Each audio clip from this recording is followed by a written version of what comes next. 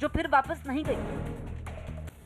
TMC के लिए विधानसभा चुनावों की राहें हरगिज आसान नहीं है। एक तो पार्टी लोकसभा चुनावों में पहले ही बड़ा वोट बैंक हार चुकी है और अब जिस तरह से विरोधी उनके खिलाफ मुखर हैं, उसने उनकी परेशानी को और बढ़ा दिया है।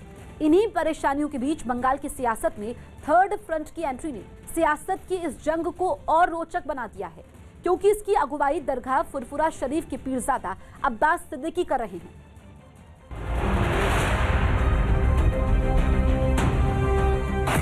बंगाल की सियासत में बदलाव का समीकरण, विधानसभा चुनाव से पहले पीरजादा का पॉलिटिकल प्लान, तीसरे मोर्चे का तिकड़म किस पर पड़ेगा भारी। उत्तर 24 परगना में पीरजादा अब्बास सिद्दीकी की भले ही ये पहली चुनावी जनसभा है, लेकिन इस पहली जनसभा में अब्बास सिद्दीकी के आक्रामक तेवरों पर बंगाल की तमाम सियासी पार्टियों की नजरें टिकी थी, खासकर मौजूदा सीएम ममता बनर्जी की, क्योंकि दावा यही किया जा रहा है कि बंगाल में बदलाव की बयार लाने के लिए तीसरा मोर्चा भी अपनी ताल ठोक चुका है। राजनीतिक विश्लेषक ये मानते हैं कि ये मोर्चा जीते या ना जीते, लेकिन ममता का नुकसान तय है। पश्चिम बंगाल चुनाव में ये पहला ऐसा मौका है जब तीसरे मोर्चे के गठन की तैयारी की जा रही है या फिर चौथे राजनीतिक गठबंधन की जमीन रखी जा रही है, और इस तरीके की जो सभा है उसके जरिए यह कोशिश शुरू की गई है। अब सबकी नजर जनता पर है कि किस तरीके से वह इस फ्रंट की कोशिश को समझती है और क्या इस फ्रंट का जो कमाल है या असर है वो इस चुनाव में देखने को मिलेगा। अब्बास सिद्दीकी पश्चिम बंगाल के राजनीतिक समीकरण पर असर रखने वाली दरगाह फुरफुरा शरीफ में धर्म गुरु का ओहदा रखते हैं, लेकिन सियासत की समझ उन्हें कितनी है, इस बात का अंदाजा उस सवाल के जवाब से लगाइए जो सवाल न्यूज़ 18 इंडिया की टीम ने उनसे पूछा। बड़ा दुश्मन यानी टीएमसी है? देखिए, हम तो ही बोल रहे, जो जाहिर में दिखाई देता है जो मैं आपको मार देंगे वो तो दुश्मन हमको मालूम है, जो दोस्त बन के आते हैं और पीछे से छुरी मार देता है वही बड़ा दुश्मन है। ये बताइए कि बीजेपी के बारे में क्या ख्याल है? देखिए, बीजेपी के बारे में हमारा जो ख्याल है, अभी बंगाल में जो बीजेपी आ रहा है इसके पीछे ममता बनर्जी पूरा हाथ है। नहीं तो बंगाल का जो मिट्टी है, यहाँ का जो मिट्टी से यहाँ का जो आदिवासी दलित मुस्लिम है, यहाँ का मिट्टी बहुत शांत मिट्टी है। यह रविंद्र टेगर का मिट्टी है, काजी नजरुल का मिट्टी है, नेताजी सुभाष चंद्र का मिट्टी है, सैयद अबू बकर सिद्दीक का मिट्टी है। यहाँ मानुष बहुत सरल सीधा शांति में पूर्ण आदमी है। यहाँ बीजेपी आ रहे हैं ममता दीदी के लिए। बकौल अब्बास सिद्दीकी, वो ना तो राज्य में ममता बनर्जी को देखना चाहते हैं और ना ही बीजेपी को। यही वजह है कि उन्होंने टीएमसी और बीजेपी के खिलाफ एक ऐसे महागठबंधन को आकार देने की कोशिश की है जिसमें एमआईएम भी शामिल हो और कांग्रेस भी। पहली जनसभा है सर ये यहाँ पर, और आपका जो सपना है, परिकल्पना है, आपका विजन है महागठबंधन का, तो क्या कांग्रेस एआईएमआईएम दोनों साथ आ पाएंगे? देखिए, वो तो बात टेबल में चल रहा है, उसका बात टेबल में चल रहा है। एआईएम तो वो खोल के बता दिए हमारे फंड में रहेंगे। अगर कांग्रेस बोल रहे हैं उसके साथ नहीं रहेंगे। मेरा मानना है बीजेपी और टीएमसी को जो लोग रुकना चाहते हैं सबके इकट्ठा होना है। टेबल में बात चलते है, आखिर में क्या होता है देखते हैं।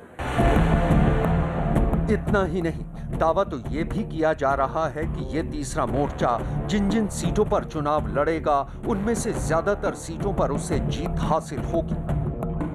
कितने सीटों पर आप लड़ने की तैयारी कर रहे हैं, हमें गणित समझाइए। देखिए, अभी तो खोल के सीट का कोई संख्या तो नहीं बता पाएंगे, मगर हमारे पोजीशन बहुत ज़्यादा हो गए। अभी बहुत जगह से आदमी लोग चाह रहे हैं जहां आपके साथ जुड़ेंगे, आपका पार्टी करेंगे, इसी हिसाब से हमारा पोजीशन बहुत अच्छा है। अभी खोल के बता नहीं पाएंगे संख्या का। ओवैसी की भूमिका इस पूरे चुनाव में क्या होगी? देखिए, वो तो ऐसी साफ बता पाएंगे, हमको तो मालूम नहीं। अब्बास सिद्दीकी क्या मुख्यमंत्री का चेहरा होंगे या परिस्थिति परमिटेशन कॉम्बिनेशन हुआ तो? नहीं, हम मुख्यमंत्री नहीं, हम नेता बनाएंगे। दरअसल बंगाल की सियासत में जिस फुरफुरा शरीफ दरगाह का लगातार जिक्र हो रहा है उसे भी समझना जरूरी है। फुरफुरा शरीफ बंगाली मुसलमानों की जियारत का एक अहम केंद्र है। फुरफुरा शरीफ के पीरजादा अब्बास सिद्दीकी का बंगाल के कई हिस्सों में अच्छा खासा वर्चस्व है। दावा किया जाता है कि अब्बास सिद्दीकी की सिर्फ हुगली ही नहीं बल्कि उत्तर 24 परगना, दक्षिण 24 परगना, बर्दवान और हावड़ा में बांग्ला भाषी मुसलमानों के बीच अच्छी खासी पैठ है। फुरफुरा शरीफ के पीरजादा अब्बास सिद्दीकी के साथ होने से बांग्ला भाषी मुसलमान भी ओवैसी को वोट दे सकते हैं, जबकि बांग्ला भाषी मुसलमानों को ममता बनर्जी का वोट बैंक माना जाता है। हम लोग अब्बास साहब के साथ खड़े हैं और अब्बास साहब का जो फैसला होगा वो असद साहब ने कहा कि हमारे लिए आखिरी फैसला होगा। अब्बास साहब फैसला करें कहां क्या करना है, किस तरीके से लड़ना है, क्या फ्रंट बनाना है। हमारा स्टैंड जो है अब्बास साहब के साथ है।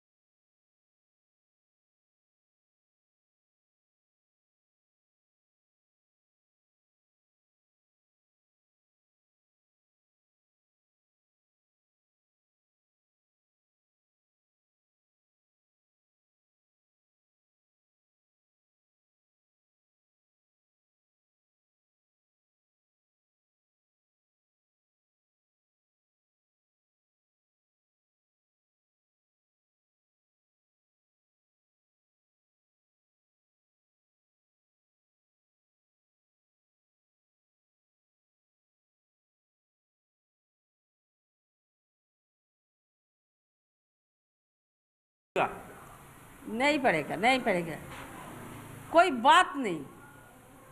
ये देगंगा से जमीन है, ममता बंदोपाध्याय का जमीन, तृणमूल कांग्रेस का जमीन। उधर राजनीतिक विश्लेषक इस पूरे मामले को अपने ही नजरिए से देखते हैं।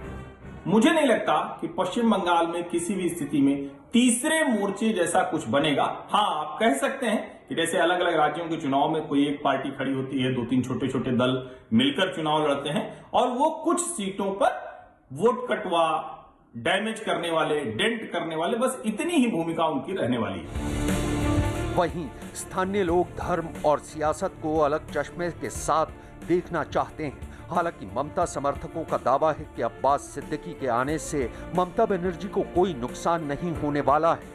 ये बताइए कि फुरफुरा शरीफ के अब्बास सिद्दीकी आए हैं तो पश्चिम बंगाल में क्या कुछ इफेक्ट डालेंगे, असर डालेंगे वो? एक्चुअली क्या है, ममता बनर्जी का एक वोट बैंक है।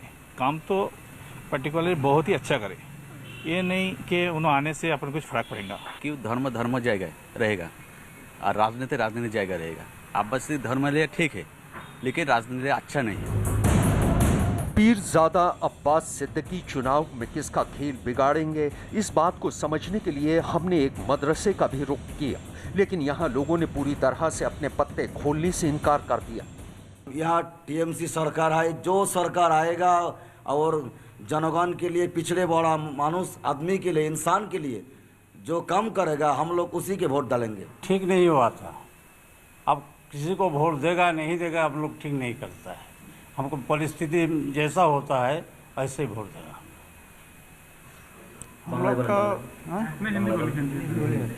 हम लोग का राजनीति से कोई ताल्लुक नहीं है।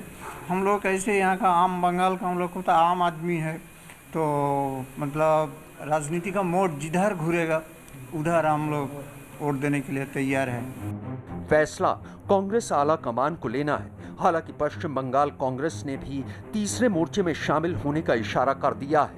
कांग्रेस और लेफ्ट का अलायंस नहीं है, ये हर सेकुलर फोर्स का अलायंस है।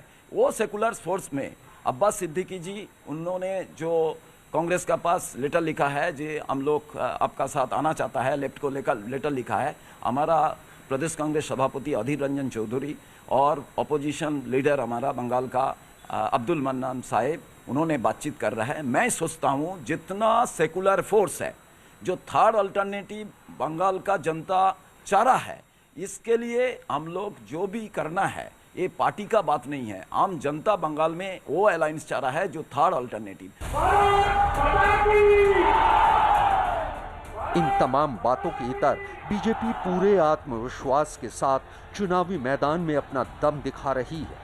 पार्टी का दावा है कि कोई कितनी ही गणित क्यों न कर ले, बंगाल से ममता बनर्जी की विदाई तय है। सीपीएम को, कांग्रेस को आइए साथ मिलकर के बीजेपी के खिलाफ लड़ें। बिल्कुल सही है परिस्थिति ऐसी। और एक बात समझना पड़ेगा कि ये खाली तापस राय का नहीं है, ये सरकार का आह्वान है, क्योंकि टीएमसी का हाईकमांड बिना अनुमति के किसी का हिम्मत नहीं कि कोई स्टेटमेंट दे। इसलिए पार्टी का स्टेटमेंट है कि टीएमसी समझ गई अकेले बीजेपी के खिलाफ लड़के जीतना मुश्किल है, परिवर्तन होने ही वाला है। मैं भी उनको बोलता हूं कि बात सही है, आप सारे लोगों को साथ लेके बीजेपी के खिलाफ लड़िए। हम भी लड़ने के लिए तैयार हैं और बंगाल में परिवर्तन करने के लिए तैयार है। जाहिर है इस चुनावी रस्साकसी के बीच मुश्किल इस वक्त सबसे ज्यादा टीएमसी के सामने ही है, क्योंकि बंगाल में तीसरे मोर्चे की थोड़ी भी सफलता टीएमसी का खेल खराब कर सकती है और इसका सीधा फायदा बीजेपी को हो सकता है।